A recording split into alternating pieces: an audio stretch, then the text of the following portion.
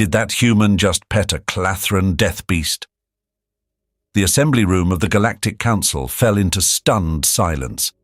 Eyes, stalks, and sensory appendages of various species turned toward the central screen, replaying the footage in an endless loop.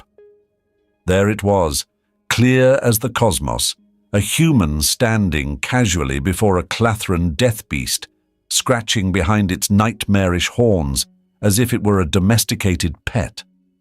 Councillor Virek of the Zorthian Collective, a species known for their logical detachment, shifted uncomfortably in his containment pod.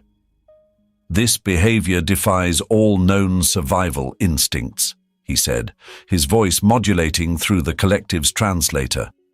"The Clathran death beast is one of the most dangerous creatures in the known universe.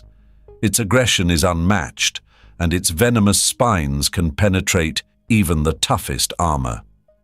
Yet, here we see a human," added Zalthrax, a towering reptilian figure from the Drakthar Dominion, his scaled lips curling in disbelief, petting it as one would a common household animal.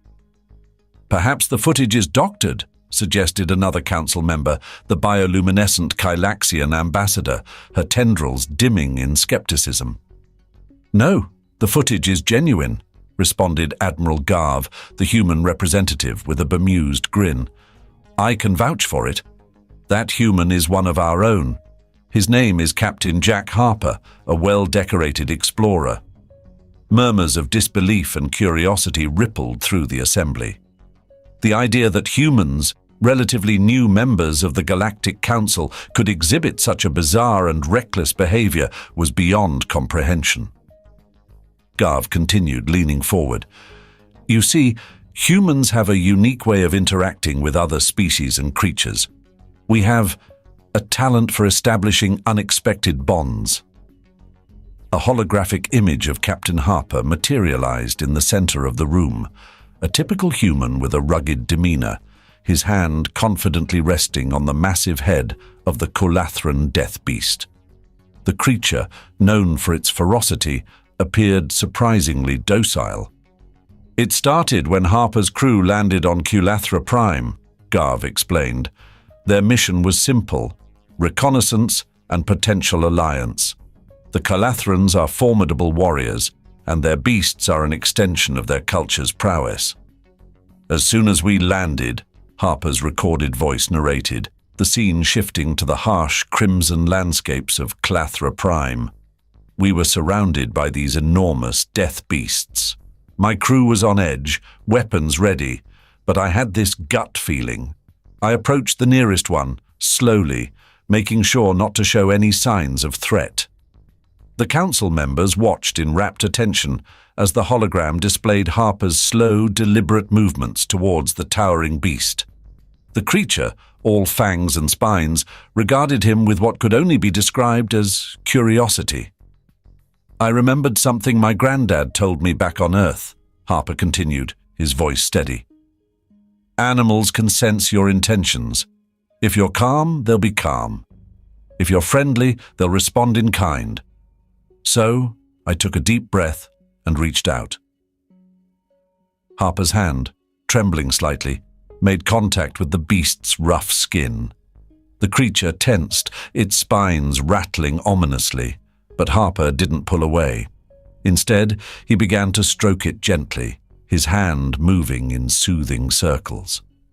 The council members watched in awe as the death beast visibly relaxed under Harper's touch, its spines retracting and a low, rumbling purr emanating from deep within its chest. "Unbelievable," muttered Virek, his containment pod glowing a faint green in contemplation. "This goes against everything we know about the Clathran death beasts," added Zalthrax. "Their ferocity is legendary. They should have torn him apart." "But they didn't," Garv said, his eyes twinkling with a mix of pride and amusement. "Humans have this knack. We call it the human touch." The assembly room erupted into a cacophony of discussions and debates. The idea that humans could pacify one of the galaxy's most dangerous creatures with mere touch was both revolutionary and alarming. The implications for interspecies diplomacy and alliance building were staggering. "I propose we investigate this further," Virek said, his logical mind already whirring with possibilities. If humans possess this unique ability, it could be invaluable for our collective security and cooperation. "Agreed," Zalthrax nodded.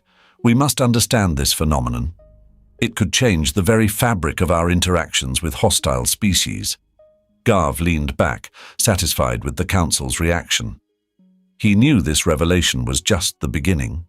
Humans had many more surprises in store for the galaxy, and Captain Harper's encounter was only the first chapter in a story that would reshape interstellar relations forever. As the Council members debated and planned their next steps, Harper's voice echoed in Garv's mind. "Animals can sense your intentions."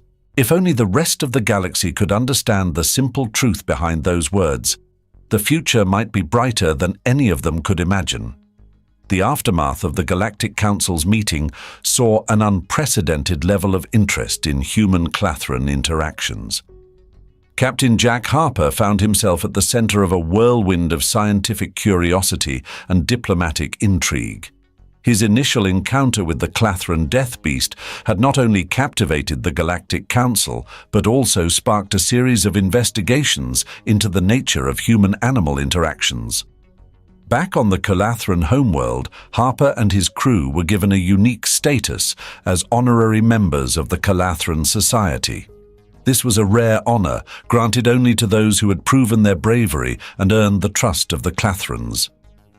"Captain Harper," a Clathran warrior named Zaltor growled, his voice like the rumble of distant thunder, "you and your crew have shown us something we did not believe possible. You have tamed our fiercest beasts. This is a feat that none but the greatest of our warriors have achieved." Harper, standing at the edge of a vast Calathran ceremonial arena, nodded respectfully. "We didn't set out to tame them, Zaltor. We just wanted to understand them." Zaltor's massive form loomed over Harper, but there was no threat in his posture. Instead, there was a kind of reverence. "Understanding leads to taming, human. You have earned our respect, and with it, our alliance." As part of their new alliance, Harper and his crew were invited to participate in the Great Hunt, a sacred Clathran tradition. The hunt was not merely a test of strength, but a demonstration of the bond between warriors and their beasts. The morning of the hunt was marked by the blaring of Clathran horns and the rhythmic chanting of their warriors. Harper, dressed in the traditional garb provided by Zaltor, felt a mix of excitement and apprehension. His crew members, seasoned explorers and soldiers, shared his sentiment. "Remember, Jack," Lieutenant Carter, Harper's second-in-command, said with a grin, "just like petting a giant deadly house cat." Harper chuckled, but there was a serious edge to his smile. "Let's not forget, Carter, these house cats can tear through starship hulls." The hunt began in the dense, alien jungles of Clathra Prime. Harper, paired with a death beast named Goroth, moved through the underbrush with a surprising sense of ease. The beast, now accustomed to Harper's presence, responded to his commands with an intelligence that was both awe-inspiring and terrifying. "Steady, Goroth," Harper whispered, patting the creature's armored flank. The beast's many eyes glimmered in acknowledgement as it crouched low, preparing to pounce. The prey, a massive herbivore known as a grathok, thundered through the jungle, its 6 legs carrying its bulk with surprising speed. Harper signaled to Goroth, and the beast launched itself forward, moving with a lethal grace that belied its size. The grathok bellowed in fear and pain as Goroth's claws sank into its flesh. Harper moved in quickly, using a Clathran spear to deliver the final blow. The grathok collapsed, its massive form shuddering in its death throes. Zaltor, who had been watching from a distance, approached with a nod of approval. "You have done well, Harper. The bond between you and Goroth is strong. You honor our traditions." Harper wiped the sweat from his brow and smiled. "Thank you, Zaltor. It's been an incredible experience." As the hunt concluded and the Calathran warriors celebrated their successful kills, Harper took a moment to reflect. The bond he had formed with Goroth was more than just a means of survival.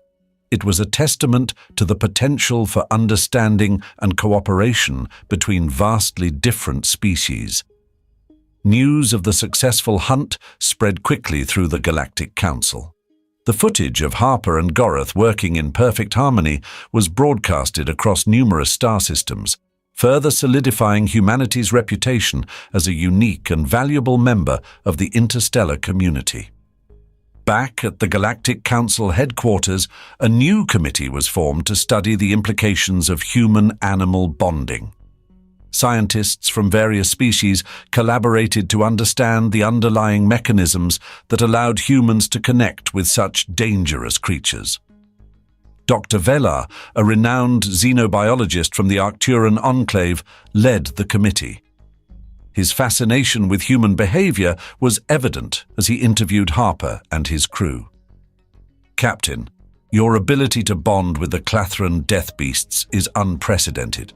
We have observed similar behaviors in humans with terrestrial animals, but this is extraordinary." Harper shrugged modestly. "It's not something we can fully explain. It's just a feeling. We trust the animals, and they trust us in return." Dr. Velar nodded thoughtfully. Trust. An interesting concept. It seems to be a crucial element in these interactions. As the research progressed, the committee discovered that humans possessed a unique combination of empathy, intuition, and pheromonal signals that made them particularly adept at forming bonds with other species. This ability, often overlooked in the grand scheme of interstellar politics, was now recognized as a significant asset. In light of these findings, the Galactic Council proposed a new initiative, the Human-Animal Cooperation Program. The goal was to harness the unique abilities of humans to foster peaceful relations with some of the galaxy's most dangerous species. Harper was appointed as the program's first ambassador. His mission, to travel to worlds where conflicts with native fauna had reached critical levels and to use his skills to establish new peaceful coexistence strategies. His first assignment took him to the planet Zerthia, home to the formidable Zerthian razor beasts. These creatures, known for their aggressive territorial behavior, had made colonization efforts nearly impossible. The Zerthian government, desperate for a solution, welcomed Harper with a mix of skepticism and hope. Stepping onto Zerthian soil, Harper felt the weight of his new responsibilities. The landscape was rugged and hostile, much like the beasts he was about to encounter. But he knew that if he could establish trust with the Calathran death beasts, he could do the same with the Zerthian razor beasts. Accompanied by a small team of Zerthian scientists and a contingent of his own crew, Harper set out into the wilderness. The first few encounters were tense, the razor beasts responding with predictable aggression. But Harper remained patient, observing their behavior, learning their patterns. One evening, as the group camped near a razor beast watering hole, Harper made his move. Approaching slowly, he extended his hand, allowing the beast to catch his scent. The razor beast, a massive creature with rows of serrated spines, growled menacingly, but did not attack. "Easy, big guy," Harper murmured, his voice calm and steady. "I'm not here to hurt you." The razor beast's eyes, filled with primal intensity, met Harper's gaze. For a moment, the world seemed to hold its breath. Then, slowly, the beast lowered its head, allowing Harper to touch its rough hide. A collective sigh of relief swept through the camp. The Zerthian scientists exchanged looks of astonishment and admiration. Harper once again had achieved the impossible. As the days turned into weeks, Harper's bond with the razor beasts grew stronger. The once hostile creatures now allowed his team to move freely through their territory, paving the way for peaceful colonization efforts. Back on Earth, the news of Harper's success reached eager audiences. Humanity's reputation as the galaxy's unlikely ambassadors continued to grow, and the Human-Animal Cooperation Program became a beacon of hope for countless worlds facing similar challenges. In the halls of the Galactic Council, the story of Captain Jack Harper and his incredible ability to pet anything became a legend. But for Harper, it was just another day in the endless pursuit of understanding and harmony among the stars. And as the galaxy watched in awe, one thing became clear. Humans, with their unique capacity for empathy and connection, were destined to play a crucial role in the future of interstellar relations. The story was far from over, and the adventures of Captain Harper were just beginning. As Captain Jack Harper continued his mission on Zerthia, the results were nothing short of miraculous. The once unapproachable razor beasts had become protective allies, their presence allowing for safer exploration and settlement. Harper's reputation as the man who could pet anything solidified, drawing attention from all corners of the galaxy. The Galactic Council, seeing the success of the Human-Animal Cooperation Program, assigned Harper a new challenge. This time it was the planet Drithar, home to the Dritharian stone serpents, creatures so massive and impenetrable that they were considered living mountains. The Dritharians, a mining civilization, had long been at odds with these giants, their mining operations constantly threatened by the serpents' territorial instincts. Harper arrived on Drithar with his usual calm demeanor. The planet's surface was rugged and scarred by centuries of mining, yet beneath the surface, the stone serpents moved like living tectonic plates. Dritharian leaders met Harper with cautious optimism, eager to see if his unique abilities could bridge the gap between their people and the serpents. Setting out with a team of Dritharian miners and a few of his trusted crew, Harper ventured into the deep caverns where the stone serpents resided. The air was thick with the scent of minerals and the faint rumble of the serpents moving below. Harper's first encounter with a stone serpent was a daunting one. The massive creature emerged from the rock face, its scales glinting like polished obsidian. It reared up, its cavernous mouth opening to reveal rows of crystalline teeth. But Harper, undeterred, stepped forward. "You're magnificent," he said softly, his voice echoing in the cavern. Slowly, he extended his hand, allowing the serpent to sense his presence. The serpent's eyes, deep and ancient, fixed on Harper. For a moment the world seemed to stand still. Then the serpent lowered its head, allowing Harper to place a hand on its massive snout. The ground vibrated with the creature's purr, a sound that resonated through the rock and into the hearts of the Dritharians.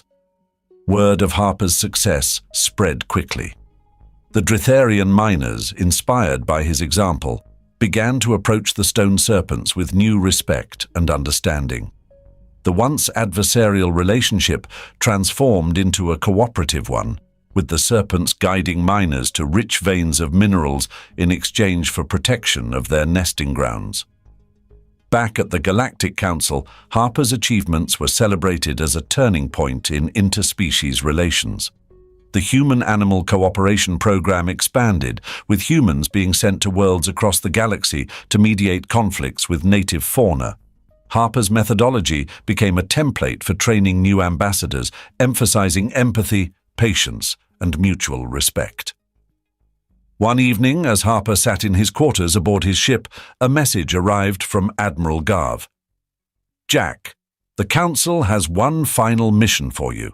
The planet Zalara, home to the telepathic Quarix. Their telepathic beasts have been causing unrest and they've requested our help. Are you up for it?" Harper smiled, his eyes reflecting the countless stars outside his window. "Always, Admiral. Let's bring some peace to Zalara."